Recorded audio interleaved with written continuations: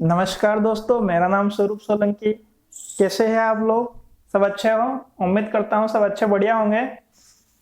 मैंने last class में बोला था कि मैं आपको अगली क्लास में बलबन से शुरू करूंगा। तो आइए आज की क्लास की शुरुआत करते हैं गयासुद्दीन बलबन के साथ में। बलबन का पूरा नाम गयासुद्दीन बलबन था और बलबन का शासनकाल 1266 से 1287 तक चला। हम जानते हैं कि गयासुद्दीन बलबन नासिरुद्दीन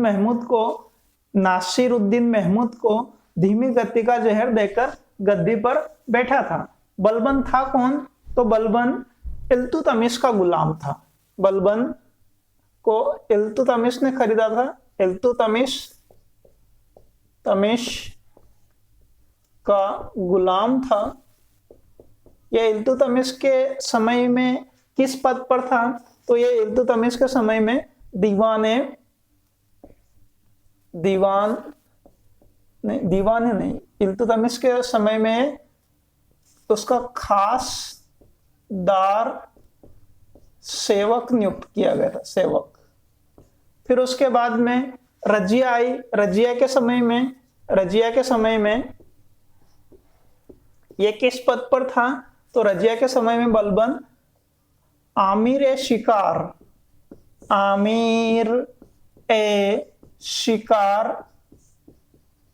के पद पर था। फिर उसके बाद में नासिरुद्दीन महमूद, मैं शॉर्टकट में लिख देता हूं, नासिरुद्दीन महमूद के समय में किस पद पर था? तो उसके समय में ये था नायब के पद पर था। और उसके बाद में इस नासिरुद्दीन महमूद को, ये एनएम मतलब कि नासिरुद्दीन महमूद, इसको इसने धीमी गति का जहर दे दिया, स्लो पॉइजन दे दिया और 1266 में बलबन दिल्ली की गद्दी पर आसीन हो गया। अब फिर हुआ क्या कि ये जो बलबन है ये अपने आप में शानो शौकत का जीवन जीना चाहता था। ये थोड़ा सा था कुछ और अपने आप को समझता कुछ और था ये। तो बलबन ने क्या करा? बलबन ने सबसे पहले तो अपना संबंध जोड़ा ईरान के अफरासियाब वंश से। बलबन ने अपना संबंध जोड़ा किससे जोड़ा? ईरान के अफरासियाब वंश से इसने अपना संबंध जोड़ा। साधारण रूप से ये साधारण तुर्क था बलबन, लेकिन ये अब राजा बनने के बाद में क्या है, अपनी जो इच्छा है उससे अपना संबंध जोड़ेगा। तो ये क्या बोलता था? बोले कि मेरा कुल श्रेष्ठ है, मेरा कुल उच्च है, मेरा कुल श्रेष्ठ है और मैं जब भी किसी निम्न कुल के व्यक्ति को देखता हूं तो मेरी भुजाएं फड़फड़ाने लगती हैं। इस कोटेशन को याद रखेंगे आप। ये पूछा जाता है किसका कोटेशन था कि मेरा कुल श्रेष्ठ है और मैं यदि किसी निम्न कुल के व्यक्ति को देखता हूं तो मेरी भुजाएं फड़फड़ाने लगती है। ये किसका कोटेशन था? ये बलबन का कोटेशन था। दूसरी किताब में इस कोटेशन को दूसरे शब्दों में लिखा गया है कि मेरा कुल श्रेष्ठ है और मैं यदि किसी निम्न कुल के व्यक्ति को देखता हूं तो मेरी नाड़ियां उत्तेजित हो जाती है। नाड़ियां मतलब कि धमनी और शिराएं उत्तेजित हो जाती है। तो ये कोटेशन भी गयासुद्दीन बलबन का था। अब बलबन गद्दी पर बैठा, इसने ईरान के अफरासियाब वंश से अपना संबंध जोड़ा और अफरासियाब वंश से संबंध जोड़ने के बाद में इसने सबसे पहले वो जो इल्तुतमिश ने तुर्कान चहलगानी बनाई थी ना, उसको समाप्त करा। तुर्कान ए चहलगानी, ये 40 तुर्क दासों का एक दल था ना, 40 तुर्क दासों का दल था, ग्रुप था। 40 तुर्क दासों का दल तुर्कान चहलगानी, और बनाई किसने थी इसको? इल्तुतमिश ने। तो इसने सबसे पहले इसको समाप्त किया क्योंकि यह भी इसी का सदस्य था और इसने इसको समाप्त करा और इसके जितने भी तुर्क दास थे सबको अपनी अधीनता स्वीकार करने के लिए विवश कर दिया। फिर अब ये जो ईरान में अफरासियाब वंश था, ये सबसे बड़ा एक वास्तव में श्रेष्ठ वंश था और इस बलबन ने इस वंश से अपना संबंध जोड़ा। तो अब ये दरबार का ईरानीकरण करता है। दरबार का ईरानीकरण कैसे होता है? तो ये 4-5 फीट का ऊंचा तख्त बनाता है, ऐसा ऊंचा लंबा तख्त बनाता है 4-5 फीट का, अच्छा बढ़िया वाला तख्त बनाता है। और फिर उसके बाद में क्या करता है कि ये शान शौकत में अपना जीवन जीना चाहता है, तो ये क्या करता है, ये सबसे पहले एक प्रथा चलाता है। उस प्रथा का नाम रहता है सिजदा एवं पेबोस की प्रथा। तो सिजदा एवं पेबोस की प्रथा बताने से पहले मैं कुछ और भी बताना चाहता हूं। तो ये क्या करता था, ये अपने आप में बिल्कुल ऐसा कि हाँ लगना चाहिए कि राजा साहब आए हैं, तो सबसे पहले तो ये 2-3 फीट ऊंचा मुकुट पहनता था, सिर पर मुकुट कितना 2-3 फीट ऊंचा मुकुट, और जो दाढ़ी थी वो दाढ़ी वर्तमान में अपने देश के प्रधानमंत्री से भी बड़ी 2-3 फीट की लंबी दाढ़ी भी थी। तो 2-3 फीट की दाढ़ी और 2-3 फीट का मुकुट, तो दाढ़ी और मुकुट की ऊंचाई देखे तो 6 फीट की हो जाती है। लगना चाहिए, क्या लगना चाहिए कि राजा साहब आए हैं, राजा साहब आए हैं लगना चाहिए। तो ऐसी लंबी लंबी दाढ़ी और ऐसा मुकुट ऊंचा और 4-5 फीट ऊंचा तख्त बनाया। और जब ये चलता था तो पीछे ऐसा सुपरमैन के जैसा एक पर्दा लटकता था, तो उस पर्दे को तोड़ने के लिए 4-5-6 लड़कियां होती थी। साथ में जब ये निकलता था तो 4-5-6 काले कटाक चमचमाती तलवार लेकर आगे उसके अंगरक्षक जाते थे, 4-5-6 पीछे, 4-5-6 काले कटाक साइड से, 4-5-6 काले कटाक की साइड से। मतलब ये जब निकलता था 30-35 लोगों का काफिला निकलता था।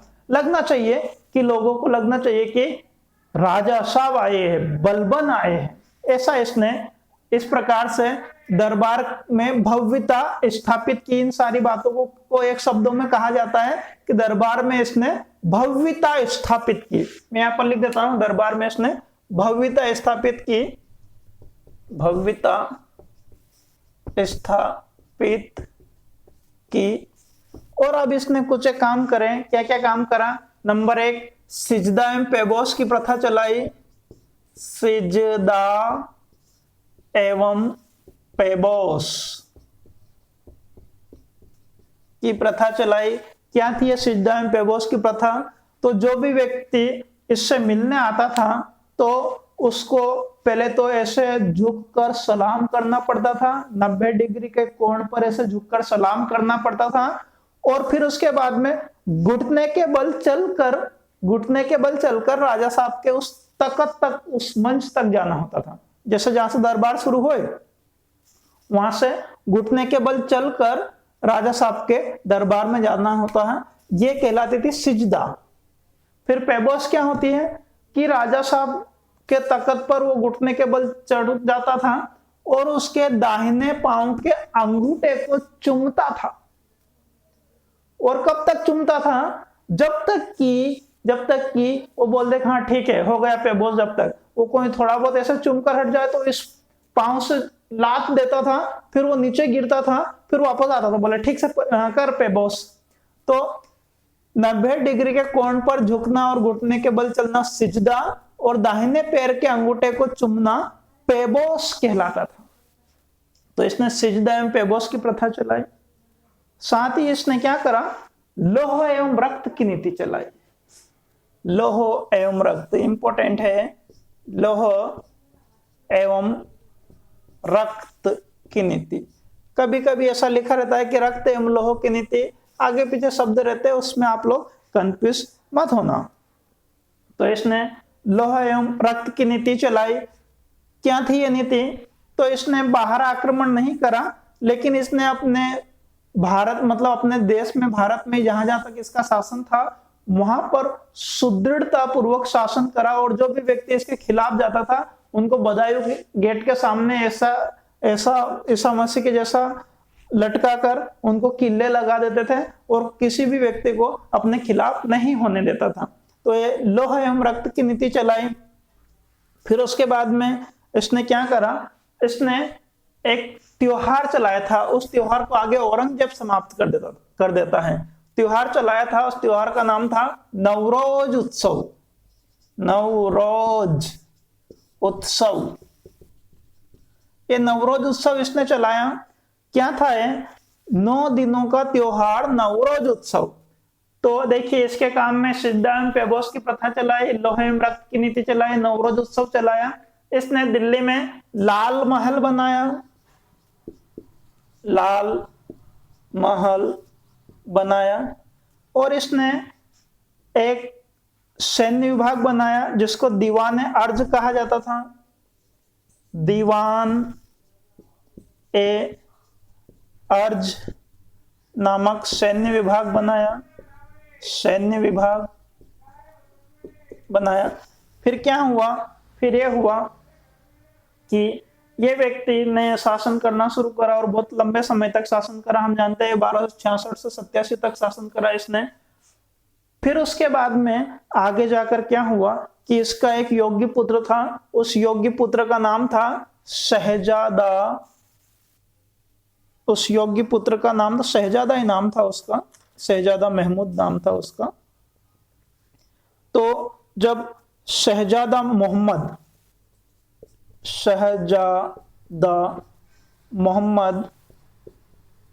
मोहम्मद, ये शहजादा मोहम्मद जब मंगोल अभियान में मारा जाता है, मंगोल अभियान में मारा जाता है, तो अपने पुत्र के दुख में 1287 में बलबन की भी मृत्यु हो जाती है। अब बलबन की मृत्यु के बाद में क्या होता है? तो बलबन की मृत्यु के बाद में नया व्यक्ति गद्दी पर बैठता। बलबन ने तो अपना उत्तराधिकारी किसे घोषित करा था? तो बलबन ने अपने मरने से पहले खुसरो को अपना उत्तराधिकारी घोषित करा था। किसको करा था? खुसरो। खुसरो, ये खुसरो कौन था? ये बलबन के दूसरे पुत्र का पुत्र था। तो खुसरो को अपना उत्तराधिकारी घोषित करा था। लेकिन आमिर और उलेमाओं ने केक्यूबाद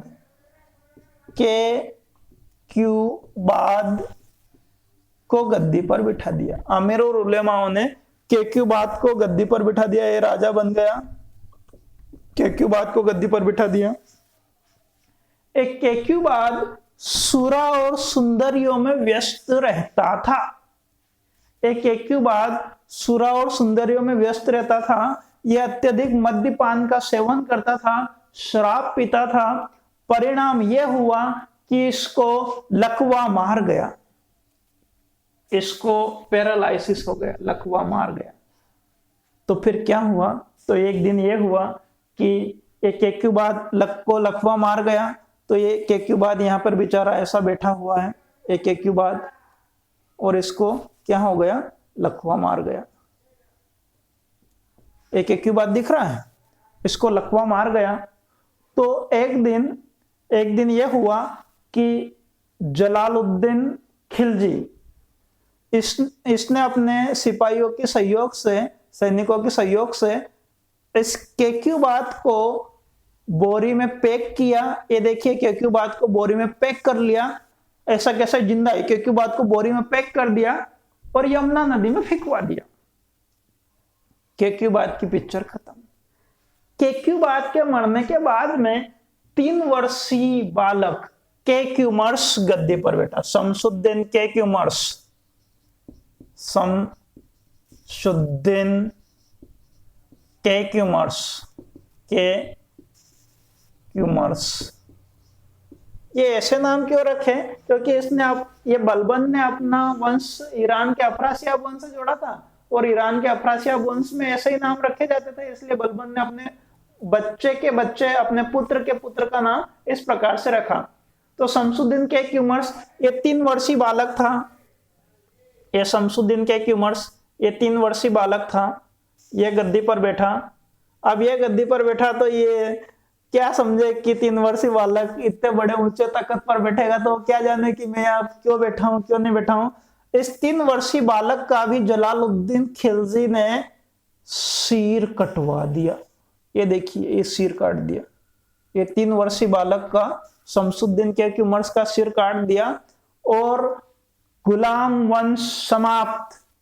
और नया वंश आता है खिलजी वंश। अब आपका प्रश्न आता है गुलाम वंश के संस्थापक कुतुबुद्दीन ऐबक, गुलाम वंश का अंतिम शासक, ये देखिए सिर कटा हुआ व्यक्ति, शमसुद्दीन केक्यूमर्स।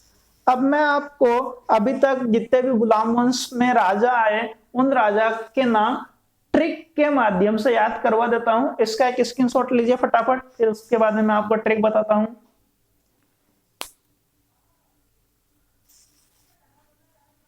चलो तो देखते हैं गुलाम वंश के राजाओं के नाम याद करने की ट्रिक। हेडिंग है गुलाम वंश के राजाओं के नाम याद करने की ट्रिक। ये ट्रिक मेरे द्वारा ही बनाई गई है। यदि आपको कहीं इसका वर्जन मिले तो मुझे बताना, ये इसके ऊपर मेरा कॉपीराइट है, ये ट्रिक मैंने ही बनाई है। तो देखिए सबसे पहले ट्रिक का नाम है गुलाम वंश के राजा के नाम की ट्रिक है। तो सबसे पहले हम जानते हैं कि गुलाम वंश के संस्थापक कौन थे, ये तो हमको पता है, कुतुबुद्दीन ऐबक। कुतुबुद्दीन ऐबक ये गुलाम वंश के राजा थे, गुलाम वंश के संस्थापक थे कुतुबुद्दीन ऐबक। फिर उसके बाद में हम जानते हैं कुछ समय के लिए कौन आया था, आराम शाह। आराम शाह। फिर हम जानते हैं आराम शाह के बाद कौन आया था, इल्तुतमिश। इल्तुतमिश। इतने नाम तो हमको याद हो जाएंगे, इसमें कोई ट्रिक की जरूरत भी नहीं है। उसके बाद अब ट्रिक समझिए, उसके बाद कौन आया था, तो ऐसे याद रखेंगे, रुकनुद्दीन फिरोज शाह आया था। तो पहले ट्रिक देख लेते हैं, रुक रजिया बाहर अल्लाह में। कहां रुक, अल्लाह। अल्लाह मतलब गीला कीचड़, रुक रजिया बाहर अल्लाह में। तो रजिया क्या बोली, बोले ना। क्या बोली, ना। क्या बोली, ना। कौन रुके, हाँ मैं नहीं रुका अल्लाह में। तो क्या बोली, ना। ना बोली तो उसके ऊपर क्या लगाया, उसके ऊपर लगाया बल। बल लगाया तो फिर क्या करने लगी, फिर कै करने लगी, कै करने लगी। देखिए कै करने लगी। तो देखिए रुक से रुकनुद्दीन फिरोज शाह।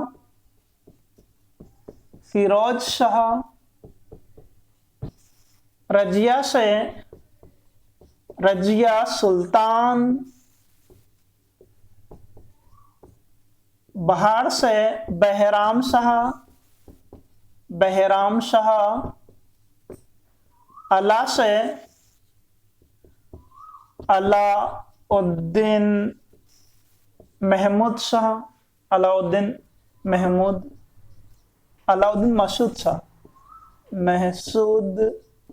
शाह। ना से नासिरुद्दीन महमूद।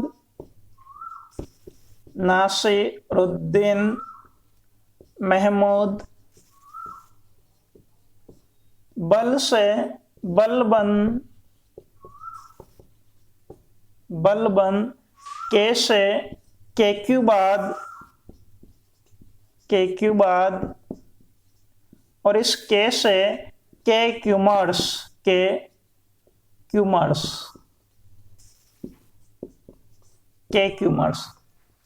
अब मैं आप लोगों को संक्षिप्त में यहां तक का विवरण दे देता हूं, संक्षिप्त में एक रिवीजन कर देता हूं। देखो गुलाम वंश के संस्थापक कुतुबुद्दीन ऐबक थे।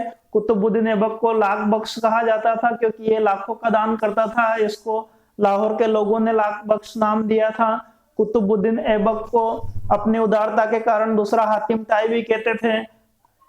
कुतुबुद्दीन ऐबक को मोहम्मद गौरी ने खरीदा था। ऐबक शब्द का अर्थ चंद्र होता है।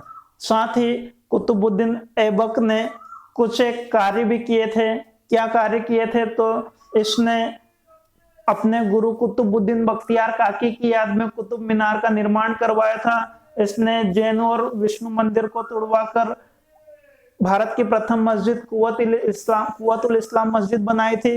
इसने अजमेर में 2.5 दिन का झोपड़ा बनाया था। और जब ये चौगान खेल रहा था, पोलो खेल रहा था, तो इसकी मृत्यु हो जाती है।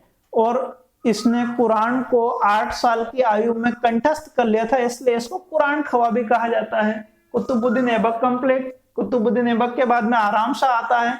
आराम शाह जैसे कि नाम से स्पष्ट है, यह अपने नाम के अनुरूप आराम से गद्दी पर बैठता था, सुरा और सुंदरियों में व्यस्त रहता था। तो क्या हुआ, अमीर और उलेमाओं ने बदायूं के गवर्नर इल्तुतमिश को बुलाया, और इल्तुतमिश ने क्या करा, इल्तुतमिश ने आराम शाह को बड़े आराम से गद्दी से हटा दिया और स्वयं आराम से गद्दी पर बैठ गया। फिर इल्तुतमिश के बाद में फिर इल्तुतमिश आता है। इल्तुतमिश के कुछ कार्य होते हैं, क्या क्या कार्य होते हैं, तो इसके समय में सबसे पहले 3 समस्या आती है। क्या आती है, एक प्रशासनिक सुदृढ़ता की समस्या। तो प्रशासनिक सुदृढ़ता की समस्या के तहत ये क्या करता है, तो सबसे पहले ये दिल्ली को अपनी राजधानी बनाता है, लाहौर से दिल्ली को राजधानी बनाता है, इसलिए दिल्ली सल्तनत का वास्तविक संस्थापक भी इल्तुतमिश को कहा जाता है। फिर इल्तुतमिश आगे क्या करता है, तो ये मजलिस खलवत नामक एक मंत्री परिषद की स्थापना करता है। ये 40 तुर्कदासों का दल बनाता, जिसको तुर्काने चहलगानी नाम दिया जाता है।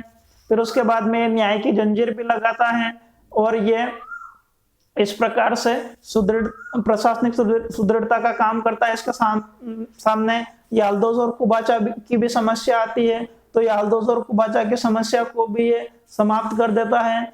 फिर उसके बाद में इसके सामने मंगोल समस्या भी आती है, चंगेज खान जैसी मंगोल समस्या भी आती है। तो ये क्या करता है कि ये ख्वारिज्म के शाह, जो आज तुर्कमेनिस्तान है उसको ख्वारिज्म कहा जाता था पहले, ख्वारिज्म के शाह जलालुद्दीन मंगबर्नी के ऊपर चंगेज खान का आक्रमण होता है। तो जलालुद्दीन मंगबर्नी भारत की ओर भागता है, और फिर इल्तुतमिश से पनाह मांगता है, लेकिन इल्तुतमिश इसको पनाह नहीं देता है, और चंगेज खान सिंधु नदी के उस पार ही जलालुद्दीन मंगबर्नी को पकड़ लेता है। इस प्रकार से इल्तुतमिश अपनी नौ से दिल्ली को चंगेज खान जैसे बर्बर व्यक्ति से बचा लेता है। फिर उसके बाद में जब इसका लड़का रहता है, एक योग्य पुत्र रहता है, उस पुत्र की मृत्यु हो जाती है। कैसे मृत्यु होती है उसकी, तो बंगाल अभियान पर जाता है, और बंगाल अभियान में एक व्यक्ति रहता है, उसका नाम रहता है महमूद खलजी। वो महमूद खलजी क्या करता है, उसके पुत्र को मार देता है। तो उस पुत्र के वियोग में इल्तुतमिश की मृत्यु हो जाती है। इल्तुतमिश वहां पर सुल्तानगढ़ी का मकबरा भी बनाता है, बंगाल में, जो भारत का पहला मकबरा था, संगमरमर से निर्मित। फिर उसके बाद में रुकनुद्दीन फिरोज शाह आता है। तो इल्तुतमिश अपने मरने से पहले किसको अपना उत्तराधिकारी घोषित करता है, रजिया सुल्तान को, लेकिन आमिर और उलेमा रुकनुद्दीन फिरोज शाह को गद्दी पर बिठा देते रहे, और उसकी मां शाह तुर्काना उसकी संरक्षिका बन जाती है।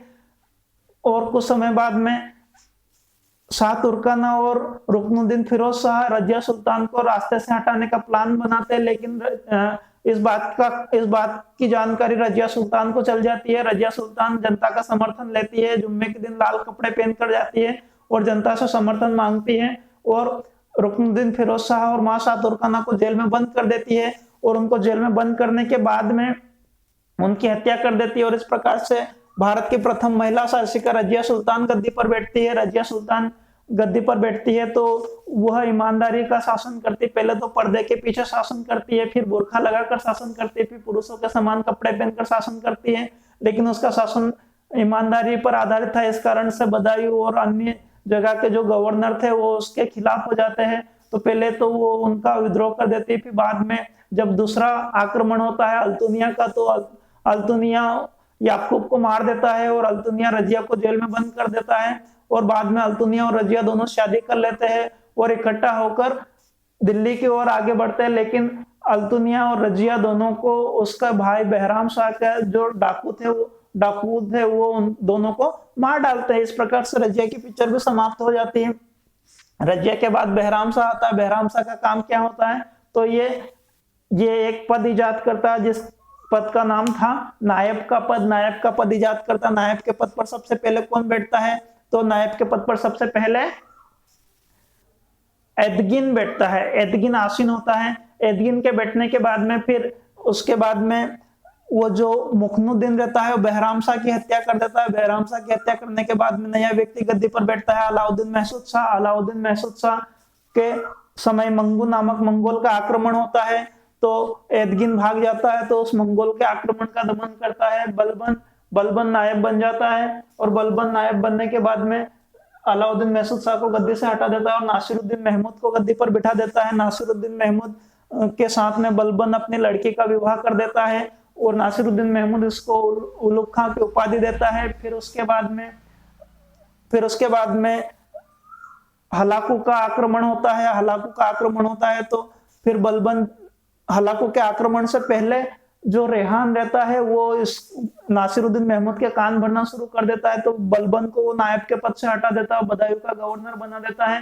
फिर उसके बाद में जो हलाकू का आक्रमण होता है तो वो रेहान भी रातम रात भाग जाता है। फिर उसके बाद में मंगोल का अभियान आक्रमण का दमन करने के लिए बलबन को बुलाया जाता है। बलबन को बुलाने के बाद में बलबन हलाकू से मित्रता कर लेता है। बाद में बलबन नासिरुद्दीन महमूद को धीमी गति का जहर दे देता है और नासिरुद्दीन महमूद की पिक्चर भी समाप्त हो जाती है और फिर अगला शासक गद्दी पर बैठता है बलबन। बलबन क्या करता है कि यह साधारण तुर्क जाति का व्यक्ति था, इल्तुतमिश के द्वारा खरीदा गया था और इल्तुतमिश ने इसको खरीदा था और अपना खासदार सेवक नियुक्त किया था। रजिया के समय में ये आमिर शिकार के पद पर था और नासिरुद्दीन महमूद के समय में ये नायब के पद पर था। ये गद्दी पर बैठता है। ईरान के अफरासियाब वंश से अपना संबंध जोड़ता है और अपने बच्चों का नाम भी उसी हिसाब से रखता है। ये राज दरबार में ताज की गिरती हुई प्रतिष्ठा को बचाए रखने के लिए दरबार का ईरानीकरण करता है, दरबार में भव्यता स्थापित करता है। यह बोलता है कि मैं जब भी किसी निम्न कुल के व्यक्ति को देख लेता हूं तो मेरी भुजाएं फड़फड़ाने लगती है। फिर उसके बाद में ये बलबन जो रहता है ये कुछ एक काम भी करता है, जैसे कि क्या क्या काम करता है अभी अपन ने पढ़े।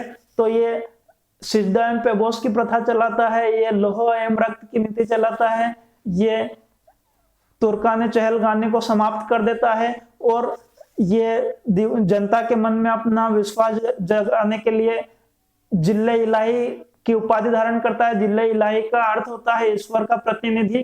फिर उसके बाद में आगे जाकर यह होता है कि बलबन का पुत्र मर जाता है, तो बलबन का पुत्र मरने के कारण बलबन की भी मृत्यु हो जाती है। बलबन दिल्ली में लाल महल भी बनाता है। बलबन के बाद में केक्यू बाद गद्दी पर बैठता है। केक्यू बाद गद्दी पर बैठता है तो ये जैसे ही गद्दी पर बैठता है इसको लकवा हो जाता है, ये अयोग्य व्यक्ति रहता है और इसकी मृत्यु के बाद में केक्यूमर्स गद्दी पर बैठता है। केक्यूमर्स